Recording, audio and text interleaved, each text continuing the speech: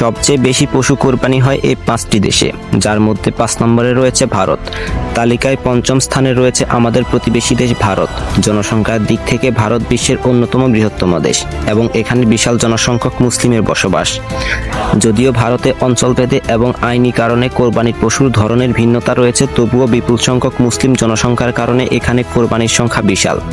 ভারতে সাধারণত ছাগল, ভেড়া, দুম্বা এবং নির্দিষ্ট কিছু অঞ্চলে মহিষ কোরবানি দেওয়া হয়। প্রতি বছর ঈদুল আজহায় দেশটিতে লাখ লাখ পশু কোরবানি করা হয়ে থাকে, যা অর্থনৈতিকভাবে গ্রামীণ অর্থনীতিতে এক বিশাল জোয়ার সৃষ্টি করে। 4 নম্বরে রয়েছে সৌদি আরব। তালিকায় 4র্থ স্থানে রয়েছে ইসলাম ধর্মের পবিত্র পুণ্যভূমি সৌদি আরব। তবে সৌদি আরবের কোরবানি একটু ভিন্ন ও বিশেষ তাৎপর্যপূর্ণ। প্রতি বছর বিশ্বের বিভিন্ন প্রান্ত হতে 20 থেকে 25 লাখ বা তারও বেশি মানুষ পবিত্র হজ পালন করতে মক্কা নগরীতে সমবেত হয়। হজের অন্যতম প্রধান একটি রোকন বা নিয়ম হলো পশু কোরবানি বা দমে শুকরিয়া দেওয়া। হাজিদের এই বিশাল সংখ্যক কোরবানির পাশাপাশি সৌদি আরবের স্থানীয় নাগরিক ও প্রবাসীরা বিপুল সংখ্যক কোরবান দেন।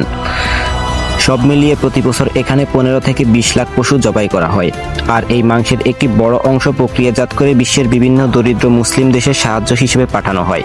তালিকায় 3 নম্বরে রয়েছে বিশ্বের বৃহত্তম মুসলিম জনসংখ্যার দেশ ইন্দোনেশিয়া। ভৌগোলিকভাবে হাজারো দ্বীপের এই দেশে ইসলামের অনুসারীদের সংখ্যা সবচেয়ে বেশি। স্বাভাবিকভাবে প্রতি বছর ঈদুল আজহায় সেখানে এক উৎসবমুখর পরিবেশ সৃষ্টি হয়। ইন্দোনেশিয়ায় সাধারণত গরু, ছাগল এবং ভেড়া কোরবানি দেওয়া হয়। সরকারি এবং বেসরকারি হিসেব মতে প্রতি বছর দেশটিতে প্রায় 20 লক্ষ থেকে 25 লাখের বেশি পশু কোরবানি করা হয়ে থাকে। ইন্দোনেশিয়ার একটি সুন্দর সংস্কৃতি হলো তারা কোরবানির মাংস অত্যন্ত নিয়মতান্ত্রিক উপায়ে অভাবী মানুষের ঘরে ঘরে পৌঁছে দেয়। 2 নম্বরে রয়েছে পাকিস্তান। দক্ষিণ এশিয়ার পরমাণু শক্তিধর রাষ্ট্র পাকিস্তান রয়েছে এই তালিকার 2য় স্থানে। পাকিস্তানের সংস্কৃতি এবং অর্থনীতিতে কোরবানির ঈদ এক বিশাল বড় ভূমিকা পালন করে।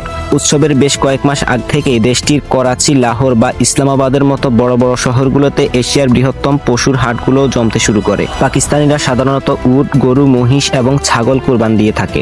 পরিসংখ্যান অনুযায়ী প্রতি বছর পাকিস্তানে প্রায় 80 থেকে 90 লাখ পশু কোরবান দেওয়া হয়। কোরবানির চামড়া এবং মাংসকে কেন্দ্র করে এই 4-5 দিনে দেশটির অর্থনীতিতে শত শত কোটি টাকার লেনদেন হয়। বিশ্বজুড়ে একক দেশ হিসেবে সবচেয়ে বেশি পশু কোরবানি হওয়ার গৌরবময় এবং অবিশ্বাস্য রেকর্ডটি রয়েছে আমাদের প্রিয় মাতৃভূমি বাংলাদেশের দখলে। হ্যাঁ, জনসংখ্যার অনুপাতে এবং ধর্মীয় আবেগের গভীরতায় বাংলাদেশ কোরবানির দিক থেকে বিশ্বের সবচেয়ে শীর্ষস্থান ধরে রেখেছে।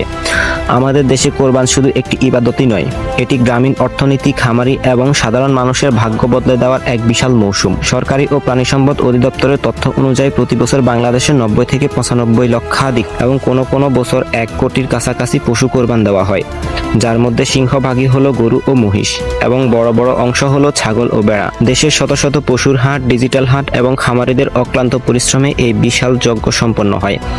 কোরবানি কেবল সংখ্যার হিসাব বা মাংস খাওয়ার উৎসব নয়।